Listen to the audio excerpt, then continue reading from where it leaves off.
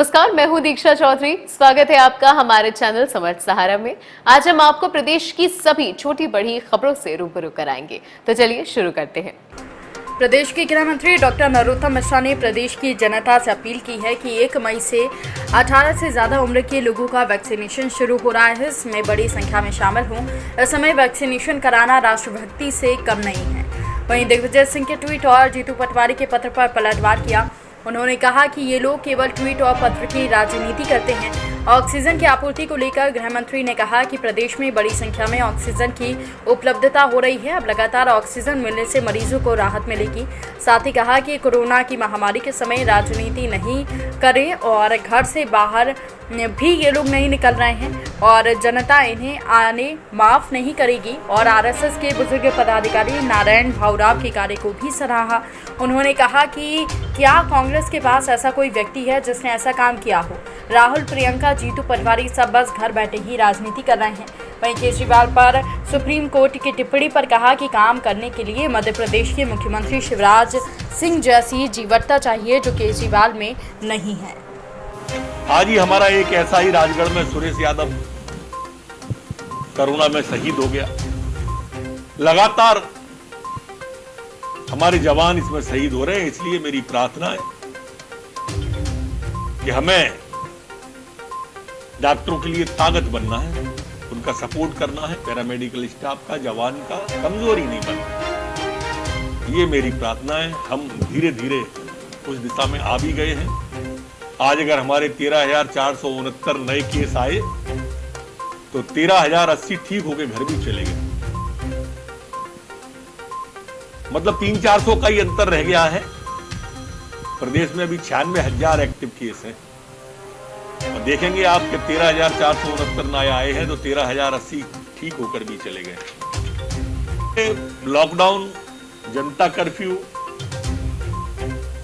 Mask, sanitise वगैरह वगैरह ये अस्थाई है, स्थायी वैक्सीनेशन ही है। और मेरा प्रार्थना कि इसको राष्ट्रीय कर्तव्य माने नौजवान और राष्ट्रीय कर्तव्य मानकर हमें वैक्सीनेशन के इस अभियान में बढ़ चढ़ के भाग लेना चाहिए। एक प्रार्थना और है, कोई भी मौत हो दुखद होती है, पीड़ादायक होती है, लेकिन अगर हम वास्तविकता और तथ्यों से परे जाके डॉक्टर पे हमला करते हैं, कांस्टेबल पे हमला करते हैं, वो अपना कर्तव्य निभा रहे हैं। इस वक्त लगभग देवदूत जैसे हैं। वो अपनी जान को खतरे में डालकर paramedical staff, nursing staff, doctor, हमारे कांस्टेबल, जवान चौराहे पे, तिराहे पे अगर वो मास्क का आग्रह कर रहे हैं तो वो आपके लिए कर रहे हैं। तुम होने के पहले एक विषय है, एक आग्रह, एक निवेदन, एक प्रार्थना जनता से करना चाहता हूं कि अब 2 दिन बाद देश के अंदर, खासकर मध्य प्रदेश के अंदर, अपने 18 से 44 आयु वर्ग के लोगों के लिए वैक्सीनेशन का अभियान चलेगा। दरअसल सुरक्षा कवच ही ये वैक्सीन है हमारा। वैक्सीन से ही सुरक्षा कवच होगा। और इतिहास क्या कहें, अभी तो वर्तमान ही है, इजराइल जैसे देशों ने वैक्सीन से सफलता प्राप्त कर ली। जितना ज्यादा वैक्सीन होगा, और मेरी मान्यता तो यह, WHO की भी मान्यता शायद यही है कि जहां 70% से अधिक वैक्सीनेशन हो जाएगा वहां तीसरी लहर आएगी ही नहीं। होने के पहले एक विषय, एक आग्रह, एक निवेदन, एक प्रार्थना जनता से करना चाहता हूं कि अब 2 दिन बाद देश के अंदर, खासकर मध्य प्रदेश के अंदर, अपने 18 से 44 आयु वर्ग के लोगों के लिए वैक्सीनेशन का अभियान चलेगा। दरअसल सुरक्षा कवच ही ये वैक्सीन है हमारा।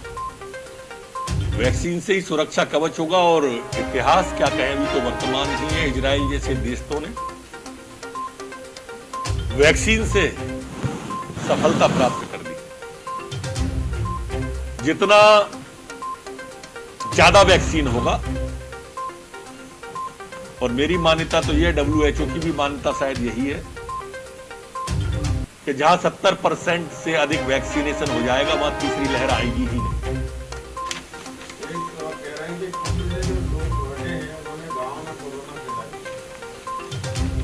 अच्छा, जमात से आए थे तब ट्वीट किया था क्या उनने? नहीं किया होगा। हमारे धार्मिक और धार्मिक की भावना जब आई होगी तब दिग्विजय सिंह का ट्वीट आपने जरूर देखा होगा। हमारे RSS के एक प्रमुख व्यक्ति हैं आदरणीय नारायण जी, उनका एक समाचार आपने देखा होगा।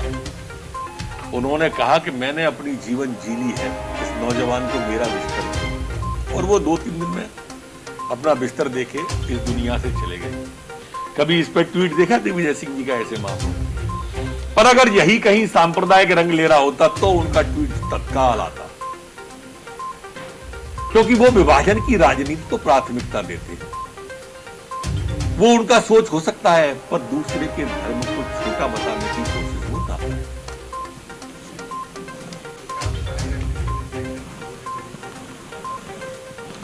यही कर सकते हैं वो।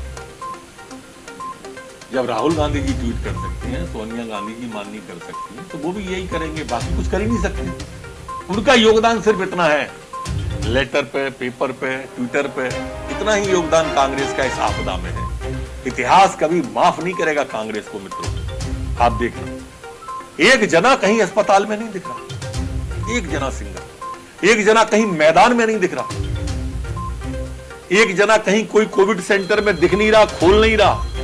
जैसे हमारे RSS ने, संघ ने पूरे प्रदेश के अंदर, देश के अंदर अपने अपने सेंटर चालू कर दिए। क्या कहीं इनका वो सेवा दल क्या स्वरूप देने के लिए, या नाम कहीं सेवा है, या मेवा के लिए सेवा नाम रख रखा है?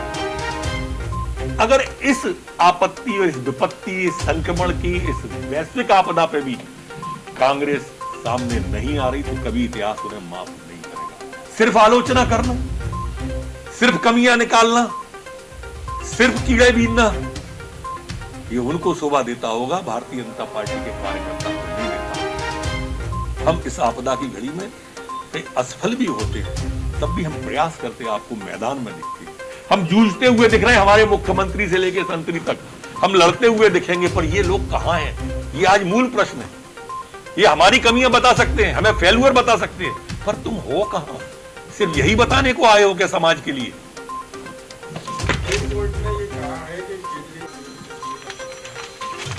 पॉजिटिव रेट नहीं, हम हर दिशा में, अब जैसे ऑक्सीजन ही हम ले लें, वायु मार्ग से, रेल मार्ग से, सड़क मार्ग से हमारे यहाँ ऑक्सीजन तीनों से पहुंच रही है। आज सुबह ही रेल मार्ग से ऑक्सीजन आ गई, वो भोपाल भी है, वो सागर भी है, और जब आती है ट्रेन तो हवाई जहाज के मार्ग से भी और सड़क मार्ग से भी लगातार आ रही है। और मुख्यमंत्री जी लगातार प्रधानमंत्री जी से, मुख्यमंत्री जी लगातार केंद्रीय गृह मंत्री अमित शाह जी से, मुख्यमंत्री लगातार केंद्रीय रक्षा मंत्री राजनाथ सिंह जी से, मुख्यमंत्री हम लगातार रेल मंत्री आदरणीय पीयूष गोयल जी से, धर्मेंद्र प्रधान जी से लगातार बात कर रहे हैं, और इसको पूरी ताकत से लगे। कल आपने देखा होगा, हमने अब हमारे जो फ्रंट लाइन वॉरियर्स हैं, हमारे कांस्टेबल हैं, जवान है, 50 लाख रुपया का उस योजना को मुख्यमंत्री जी ने 2 माह के लिए बढ़ाया है। हमारे जेलों के अंदर भी संख्या कम करने की दृष्टि से हमने 60 दिवस का आपात पैरोल स्वीकृति करने का तय किया है। इसमें 4500 हमारे बंदी पहले लौट में, और उसके बाद पुनः समीक्षा करेंगे इनके जाने के बाद में, और उसको हम पुनः इसमें बढ़ाएंगे। हमारे सेंट्रल वेलफेयर फंड जो पुलिस कर्मचारियों ने बनाया हुआ है, उसमें भी 1 लाख रुपए की राशि तत्काल सहायता के लिए पुलिस वालों को देंगे।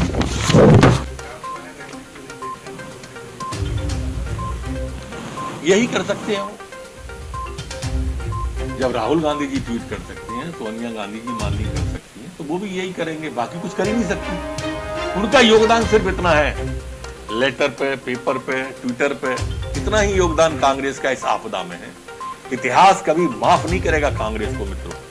आप देखना, एक जना कहीं अस्पताल में नहीं दिख रहा, एक जना सिंगल, एक जना कहीं मैदान में नहीं दिख रहा, एक जना कहीं कोई कोविड सेंटर में दिख नहीं रहा, खोल नहीं रहा। जैसे हमारे आरएसएस ने, संघ ने पूरे प्रदेश के अंदर, देश के अंदर अपने अपने सेंटर चालू कर दिए। क्या कहीं इनका वो सेवा दल क्या सैल्यूट देने के लिए, या नाम कहीं सेवा है, या मेवा के लिए सेवा नाम रख रखा है? अगर इस आपत्ति और इस विपत्ति, इस संक्रमण की, इस वैश्विक आपदा पे भी कांग्रेस सामने नहीं आ रही तो कभी इतिहास में माफ नहीं करेगा। सिर्फ आलोचना करना, सिर्फ कमियां निकालना, सिर्फ कीड़े बीनना, ये उनको शोभा देता होगा, भारतीय जनता पार्टी के कार्यकर्ता को नहीं देता। हम इस आपदा की घड़ी में कहीं असफल भी होते हैं, तब भी हम प्रयास करते हैं, आपको मैदान में देखते हैं। हम जूझते हुए दिख रहे हैं, हमारे मुख्यमंत्री से लेकर संतरी तक हम लड़ते हुए दिखेंगे, पर ये लोग कहां हैं? ये आज मूल प्रश्न है। ये हमारी कमियां बता सकते हैं, हमें फेल्यूर बता सकते हैं, पर तुम हो कहां? सिर्फ यही बताने को आए हो क्या समाज के लिए? आज ही हमारा एक ऐसा ही राजगढ़ में सुरेश यादव कोरोना में शहीद हो गया। लगातार हमारे जवान इसमें शहीद हो रहे हैं, इसलिए मेरी प्रार्थना है कि हमें डॉक्टरों के लिए ताकत बनना है, उनका सपोर्ट करना है, पैरामेडिकल स्टाफ का, जवान का कमजोरी नहीं बने। ये मेरी प्रार्थना है। हम धीरे धीरे उस दिशा में आ भी गए हैं। आज अगर हमारे 13,469 नए केस आए तो 13,080 ठीक होके घर भी चले गए। मतलब 300-400 का ही अंतर रह गया है। प्रदेश में अभी 96,000 एक्टिव केस हैं और देखेंगे आपके 13,469 नए आए हैं तो 13,080 ठीक होकर भी चले गए।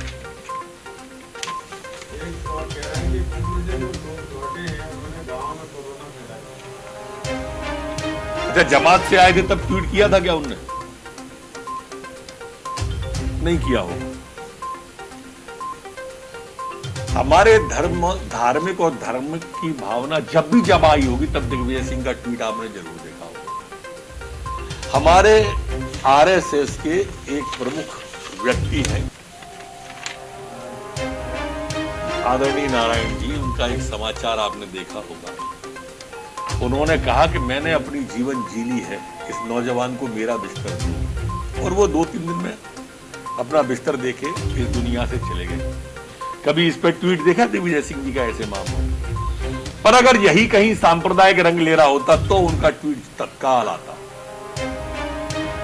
क्योंकि वो विभाजन की राजनीति को प्राथमिकता देते हैं। वो उनका सोच हो सकता है, पर दूसरे के धर्म को छोटा बताने की कोशिश वो करता है। लॉकडाउन, जनता कर्फ्यू, मास्क, सैनिटाइज वगैरह वगैरह ये अस्थाई है, स्थायी वैक्सीनेशन ही है। और मेरा प्रार्थना कि इसको राष्ट्रीय कर्तव्य माने नौजवान, और राष्ट्रीय कर्तव्य मानकर हमें वैक्सीनेशन के इस अभियान में बढ़ चढ़ के भाग लेना चाहिए। एक प्रार्थना और है,